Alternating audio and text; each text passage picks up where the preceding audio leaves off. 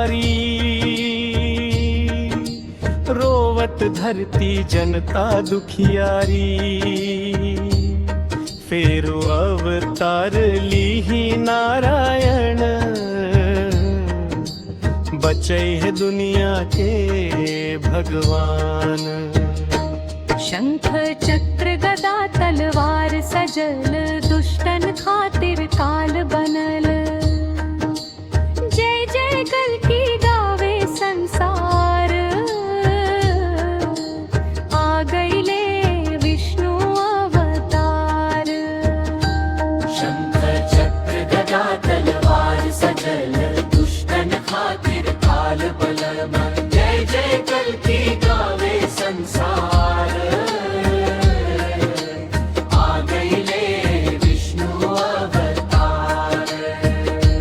शंभल गांव से उठी पुकार, अब आइम प्रभु जल्दी एक बार।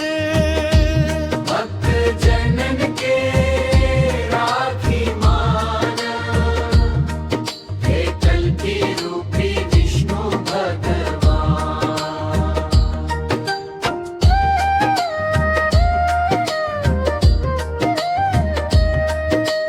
कलियुग बढ़ल बा धर्म भारी, रोवत धरती जनता दुखियारी। फेरो अवतार लीही नारायण, बचै है दुनिया के भगवान। शंख चक्र गदा तलवार सजल, दुष्टन खातिर काल बन। जय जय कल्कि गावे संसार, आ गईले विष्णु अवतार। शंख चक्र गदा तलवार सजल, दुष्टन खातिर काल बनल।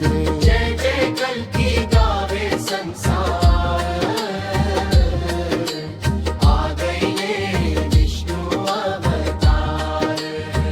शंभल गांव से उठी पुकार, अब आइम प्रभु जल्दी एक बार। भक्त जनन के राखी माना, हे कल्कि रूपी विष्णु भगवान।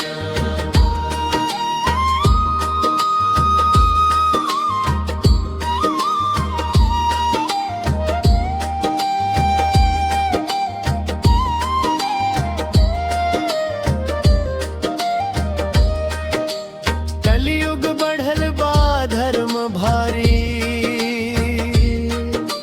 रोवत धरती जनता दुखियारी। फेरो अवतार लीही नारायण,